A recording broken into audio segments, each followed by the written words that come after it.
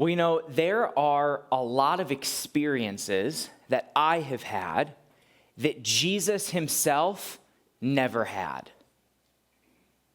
And I'm willing to bet that there's a lot of experiences that you've had in your life that Jesus never experienced.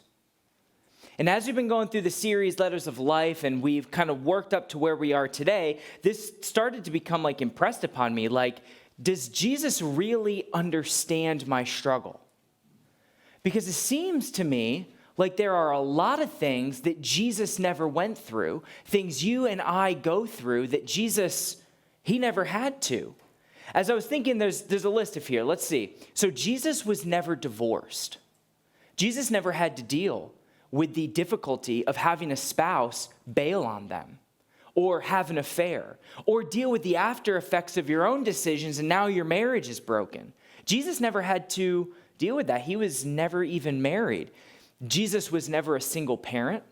He never had to worry about the difficulty of raising a kid with the reality that you're alone in this, that you're responsible for these either one or more little human beings and you're all alone. Jesus never had to raise a kid all by himself. Jesus was never bullied at school. Now, this might not be completely true, but at least we know he never had to go to middle school, never had to go to high school, and there certainly wasn't social media like Facebook and X and TikTok, Instagram, where you could just say and do anything and make anybody out to be whoever you want them to be. Jesus never had to deal with that. He never had to put up with it. Jesus never dealt with drug addiction. He didn't get hooked on smoking weed to calm down at night or to get a good night's rest and not really be able to figure out how to break that addiction. He never got hooked on cocaine or meth or some sort of opioids because, a doctor prescribed you something and then you took it, then you took a little more, then you took a little more, and now he was stuck, either you or a family member. It causes devastation in people's lives. I have many people I graduated with that lost their life in this battle of addiction. But Jesus never dealt with drug addiction, and Jesus never had a child just go off the rails in spite of everything as a parent that you do that is right and good and putting your kids in the best possible atmosphere to meet God and just go off. He never had any children. So that personal nature of having experienced that, Jesus never did that. Jesus never had an abusive boss. That you go to work every single day, and because of the insecurities or the difficulties or struggles of your employer, you just have to grin and bear the way that they talk to you and the way that they treat you and the unfair nature of just having to put up with a whole bunch of junk just because they have a problem. It's like he didn't have to do that, right? Jesus never faced war. Now, it's true that there was a lot of conflict going on during Jesus' time, and the Romans conquested, and they did all these different things. But at an absolute bare minimum, he wasn't constantly exposed to global conflicts that every single day in the news cycle are thousands or tens of thousands or hundreds of thousands of people that are dying in these conflicts all over the world. Jesus was never bombarded with those things, yet we are bombarded with them. And so maybe Jesus never what? Fill in the blank. What is it about your life or your situation or your circumstance that you come in here today, and if you're really honest, it feels like, Jesus, you never went through that. You never did. And let alone Jesus going through it, other people understanding the things that we're going through. Are you kidding me?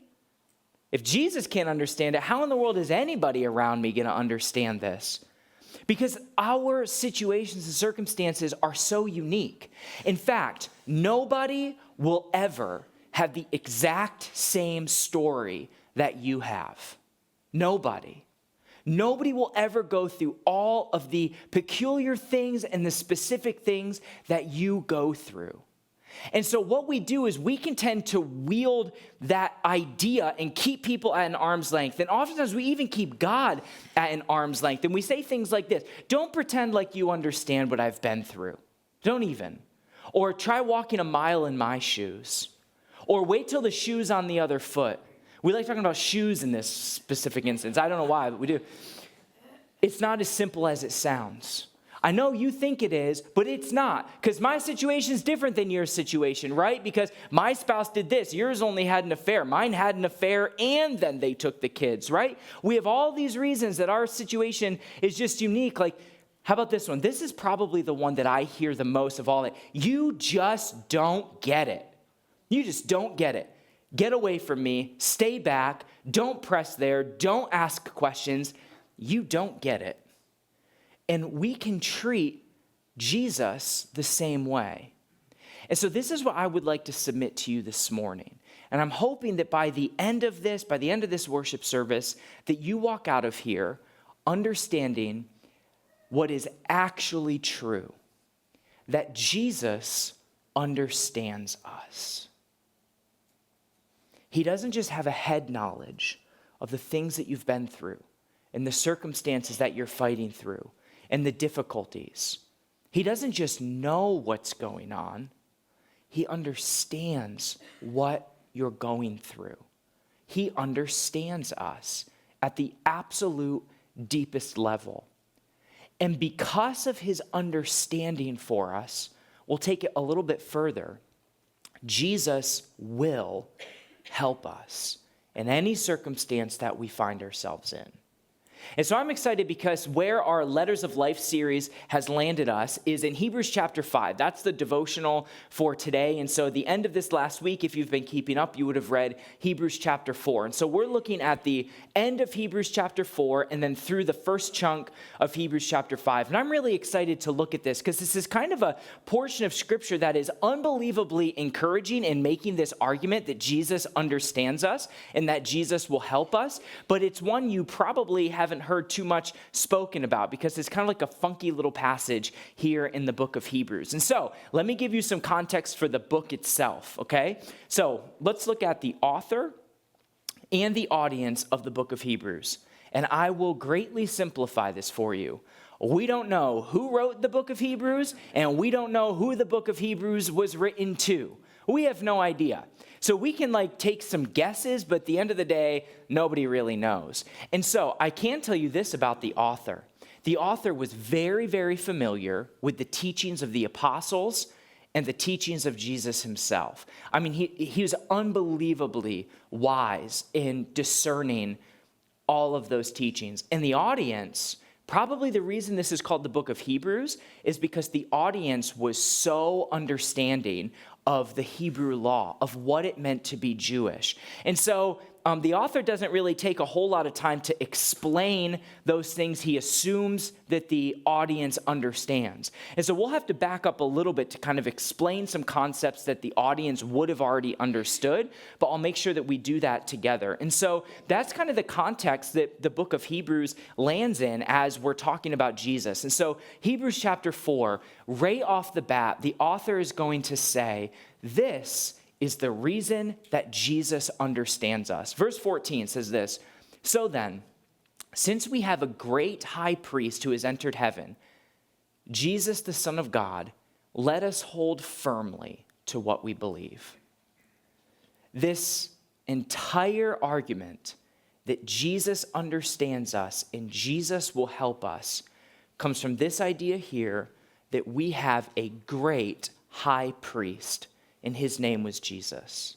Now, what in the world does that mean? Because that audience knew, but we likely don't understand it super well. The idea of not being able to just go directly to God, to talk to him, to hear from him, to be filled with his spirit, those sorts of things, that idea that wouldn't be a reality for his followers is a little bit strange to us. But to the audience here, the idea that they couldn't just go directly to God would have been very, very familiar to them. Because when the original system of the law was set up, God chose an individual and called that individual the high priest. And the high priest's responsibility was to go to God directly so that he could offer sacrifices that would point ahead to the coming of the Messiah, but would be a temporary covering for sin. And so when the author says, you have a great high priest who has entered heaven, the minds of these readers is like, whoa, that's crazy. Like, this Messiah is now the high priest that we have that is going into heaven. And so for us, where it might seem a little bit foreign, to them, they were like really tracking with this. And this is the argument that is built upon when saying Jesus understands us. And so the Hebrews understood the idea of a high priest. And so the text continues, this high priest of ours understands our weaknesses, for he faced all of the same testings that we do, yet he did not sin. Which is an unbelievable thought, that a human being never sinned. And so if you go back to Hebrews chapter 2, it kind of expands upon this, or kind of fills out the picture a little bit more. Hebrews chapter 2, verse 17 says, therefore, it was necessary for him, being Jesus, to be made in every respect like us, his brothers and sisters, so that he could be our merciful and faithful high priest before God. Then he could offer a sacrifice that would take away the sins of the people, since he himself has gone through suffering and testing. He is able to help us when we are being tested.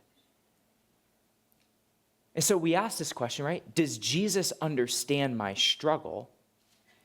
Jesus became a human being and went through the whole of the human experience so that there would be nothing that he wouldn't be able to intimately understand about every single one of our circumstances, no matter how unique it is. Let's look at just a few things that Jesus did go through that connects him to us. First of all, Jesus was hungry. He wasn't hungry like a little famished, like, oh, I wish I could have like a snack, or I missed breakfast. He was hungry, like so hungry that the devil himself was able to leverage his hunger to tempt Jesus to abandon God entirely. That level of hungry. And so we did our series, 21 Days of Prayer and Fasting, at the beginning of this year. And I'll tell you, no matter how long it was I fasted for, I was never so hungry that I was about to bail on God himself just so that I could get a bite to eat. And you got to be pretty hungry for that. And so, yes, it's true. Jesus didn't, wonder where is the next paycheck necessarily going to come from so that I can make sure I have food on the table, or is my assistance going to come to a point where I'm not going to be able to get enough food to last the month, or, is the school, whatever it is. But Jesus did experience hunger. And so for whatever reason you might be going through, when you feel that hunger, that longing, Jesus felt that. Jesus was angry. So Jesus had to deal with this emotion as well. Now, to be fair, Jesus was angry that people were manipulating the sacrifice system at the temple in order to make money. But that feeling rose up within him that demanded that he take some sort of an action. So he was angry. Now, Jesus never sinned. So at some point in that process of experiencing anger, he stopped before entered into sin. But he didn't stop before entered into action, doing something about it. He took the tables filled with money and he threw them and got rid of them. But when anger rises up within us and we feel just furious at an injustice or what somebody did, Jesus understands that. He understands that feeling of anger. Jesus mourned. Jesus faced devastating loss. We don't know exactly what happened to Joseph, Jesus' earthly dad, but likely he died, and Jesus had to deal with the death of his father. Beyond that, Jesus' good friend Lazarus died. And this was so devastating to him that when he walked into this community of people grieving and mourning, he felt the burden and just the crushing weight of being in a group of people that loved somebody so dearly that is no longer there. And in John chapter 11, we get the shortest verse in the scripture. Jesus wept. He understood grief and the crushing loss of human life. Jesus himself was rejected. So this is kind of crazy, but Jesus grew up in this little town called Nazareth, and he went and did some ministry in Nazareth, and the town he grew up in got so angry at him that they tried to murder him by throwing him off of a cliff. Now, it's not every day that somebody tries to murder you. It's not no days, but it's not every day that that happens. And so Jesus, they tried to kill him. And he was able to get out of Nazareth and he left. But let alone that instance with his hometown. But how about when he was betrayed by Judas, the first disciple betrayed him. The Roman officials come and they arrest him. And as they're arresting him, what happens to all the disciples? Phew, they leave, they go. All of a sudden, none of them are there. These people that he spent years with, mentoring and discipling and raising up to be leaders, and all of a sudden, they are gone.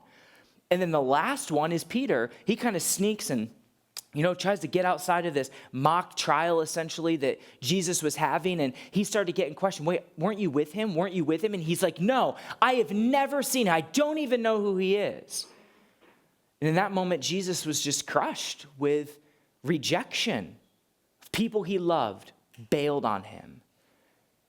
Jesus faced pain, physical pain, when the Romans effectively just ripped his body apart. Pain is just a debilitating, hurtful thing, very literally. It's tough to deal with pain. But when your neck or your back or joints or legs or stomachs or head, when it's hurting, Jesus can go, yeah, I know. It's brutal, and I'm sorry that you have to deal with this. And Jesus faced fear, the soul-crushing type of fear. He's literally in this garden called Gethsemane before he was betrayed, before he was about to be crucified, and he's on his face crying. We learn this later on here. He's on his face crying, asking God, is there any way that I don't have to do this? And he's so filled with angst and so filled with fear that literally blood tinges his sweat. It's like a medical condition that's rare, and it only is brought on by intense physical stress. And that's the level of fear that Jesus faced, knowing what he was about to walk into, which was his crucifixion. And ultimately, Jesus faced death and he died. He didn't just wrestle with this idea that someday I'm going to die. He went all the way to the point of experiencing the moment of when your life is snuffed out and you're left with no life in that mortal body. He went all the way. And none of us are dead yet, which means Jesus went even further than we ever have. In other words, why do I say all of this? Jesus faced the full weight of every human experience. He may not have faced the particulars of your life, but nobody's story will be exactly like yours. But throughout the course of his life, he went through every single thing possible so that there is nothing you can go through that he can't say, I understand. But there's this insidious lie that says nobody can understand me. No, nobody can understand me. My situation is unique. My situation is different. My whatever. Nobody can understand me. But this is a lie that will rob you of joy and of peace every single time. If we become so calloused that we truly believe that nobody can understand me. And so the author of Hebrews, he kind of continues in chapter 4. He makes this statement that, after arguing that Jesus had the full human experience, he says this thing that just, again, would blow the minds of the original readers. He says, so let us come boldly to the throne of our gracious God. That isn't possible because in the Hebrew system, there was what was called a tabernacle and there ultimately was a temple where this was called the holy place. This kind of first entering area where some of the priests would do duties. There were holy instruments and whatnot. But then behind this curtain was the Ark of the Covenant. In Israel, it literally was where the presence of God resided. And only the high priest was able to go in there, and only very rarely was he able to go in there. But what the author of Hebrews is saying is, you can just go before the throne of God yourself. So we in the West, we kind of think to ourselves like, well, yeah, like I can pray and I can go directly to God. But this is a big, big deal that we can go directly to God. And look what happens when we do that. Look at this extraordinary guarantee. It says, so let us come boldly before the throne of our gracious God. There we will receive his mercy, and we will find grace to help us when we need it most. Every single time that we go before God, because of Jesus, we will find grace and we'll find mercy. But this argument all kind of hinges on the author's kind of suggestion that Jesus is the perfect high priest. And so why is Jesus the perfect high priest? This enters into chapter 5, and I'm excited because he says a few things about earthly high priest, and then he compares it to who Jesus is. And this is just so beautiful. Look at this, talking about the high priest as they used to be. Every high priest is a man chosen to represent other people in their dealings with God. He presents their gifts to God and offers sacrifices for their sins.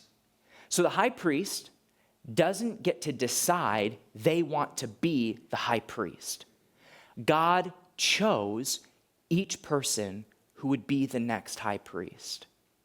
So Aaron was the first one. Aaron was Moses' brother. And look what it says about this idea of bringing the gifts of the people as sacrifices to God. This is all the way back in the book of the law in Exodus chapter 28. Whenever Aaron enters the holy place, he will bear the names of the sons of Israel over his heart on the breastpiece of decision as a continuing memorial before the Lord. Literally, when Aaron, the high priest, and from that time forward, when the high priest would go in to offer sacrifice, he would wear something that looks like this with stones that were inlaid on the breastpiece so that he would literally be reminded, the sins of my entire nation are upon me, and I'm bringing these before the Lord.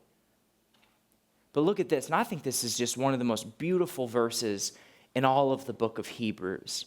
Verse 2 says, and he is able to deal gently with ignorant and wayward people because he himself is subject to the same weaknesses. And that is why he must offer sacrifices for his own sins as well as theirs. What does the priest do? He comes and offers sacrifices in such a way that he shows the people and he shows God, I understand the burden of what I'm bringing you. I have my own sin. And he needed to offer sacrifices for himself first, so that when he came to God, he would come with authenticity. It's kind of like a good lawyer. A lawyer comes into a courtroom or goes before a legal system and represents people. And some of the best defense attorneys and prosecutors and just litigators in general have a personal story that connects them to their vocation. And so some of the best defense attorneys maybe themselves or had family or had friends or had somebody that was impacted by the legal system in a way that failed them. And so they may say to themselves, I never want an innocent person to suffer through what I've seen so-and-so suffer through. So they dedicate their life to it, to representing out of their own experience. Or maybe you have a prosecutor and something horrible happened to somebody you love. And what happens is that attorney or that lawyer decides to become a district attorney or some other type of prosecutor so that they can make sure that nobody is able to hurt the type of people or nobody's able to hurt other people when they've done something wrong. Or you have a litigator who stands before the court, and because of maybe something they've experienced in their life, they have a passion to help people recover or get something that they're owed, say from like a car insurance or a life insurance or something like that. But the best lawyers, the best attorneys, they have a conviction that comes from something they understand intimately. And it's similar to how it was with the high priest. They understood what they were bringing before God because they struggled themselves. So the author doubles down on all of this and says, no one can become a high priest simply because he wants such an honor. He must be called by God for this work, just as Aaron did. And so that's the earthly high priest. Now we transition into the author's argument for why Jesus is the perfect high priest. That is why Christ did not honor himself by assuming he could become high priest. No, he was chosen by God, who said to him, "You are my son. Today I have become your father." That's from Psalms chapter 2. In another passage, God said to him, "You are a priest forever in the order of Melchizedek." That's from Psalms 110. And I'll tell you a little bit about that more in just a couple minutes. But what happened was Jesus didn't think to himself, "I have the right to become the high priest." After mankind sinned, it was known that somebody is going to have to become an advocate for these sinful people who reject us and who hate us and who rebel against us. And God chose his son, Jesus the Christ. And so Jesus didn't look for that honor. God gave it to him and said, "I choose you to be a high priest." But then look at the next thing, because that wasn't enough in and of itself for him to be the perfect high priest, because lots of people were chosen to be a high priest before this time. While Jesus was here on earth, he offered prayers and pleadings with a loud cry and tears to the one who could rescue him from death. And God heard his prayers because of his deep reverence for God. And even though Jesus was God's son, he learned obedience from the things that he suffered. This is what qualified Jesus to be the perfect high priest for us. He became like you and like me in every single way. And this is what it says. In this way, God qualified him as a perfect high priest, and he became the source of eternal salvation for those who obey him.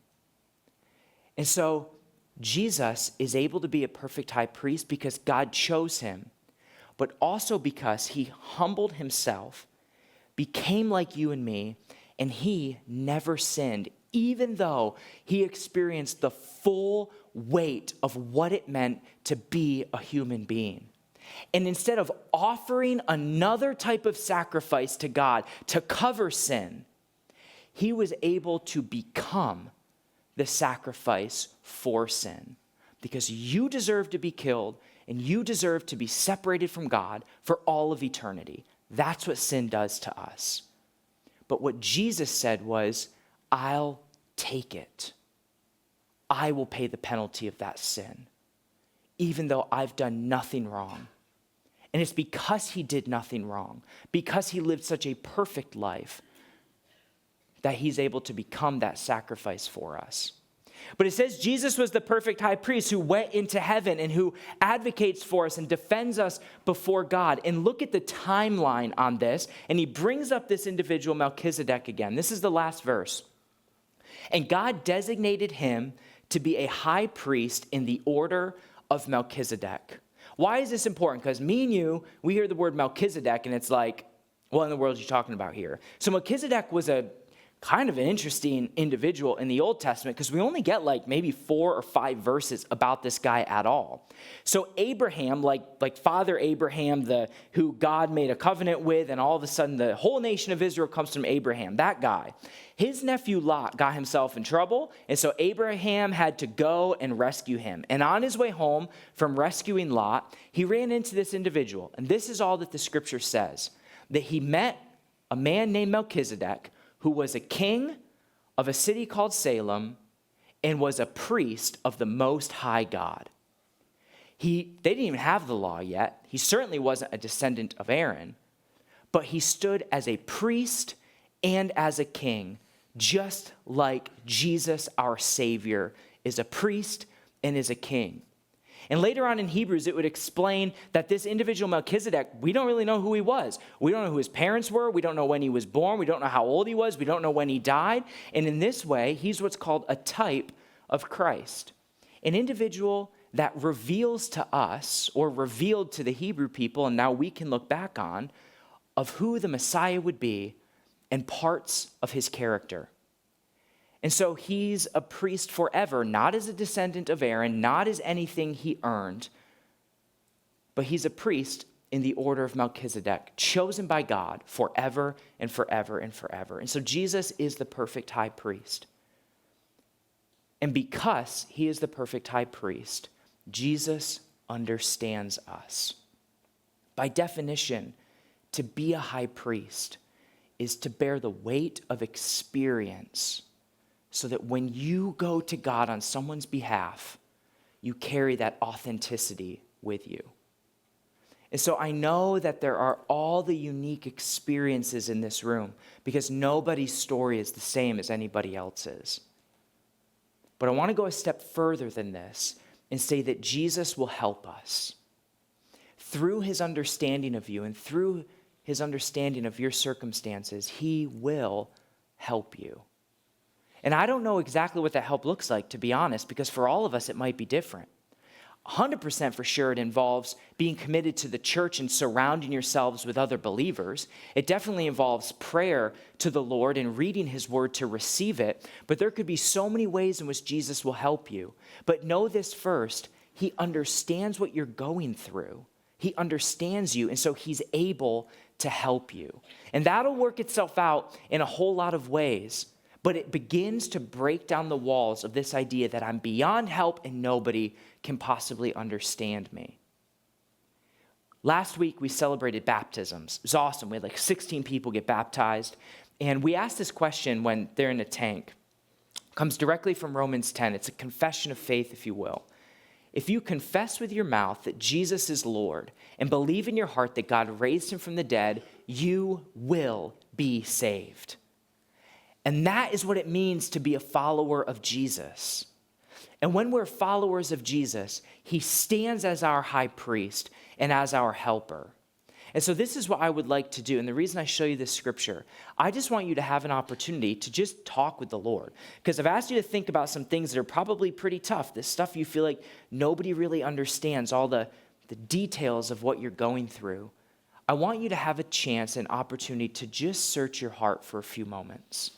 And just pray and be honest with God. And just be honest. I don't think you get this, or I don't know how you can help me with this. Okay, I suppose you understand, but what's my next step of helping? And so go ahead and just spend some time praying and processing. And I have a really special video I want to show you in the midst of this. And so we're going to get this TV rolled out of here, and the worship team is going to come up. And I would like to play for you just a recap video of all these baptisms, these celebrations of life that we had last week. So go ahead and pray and talk with the Lord and also celebrate these baptisms with us.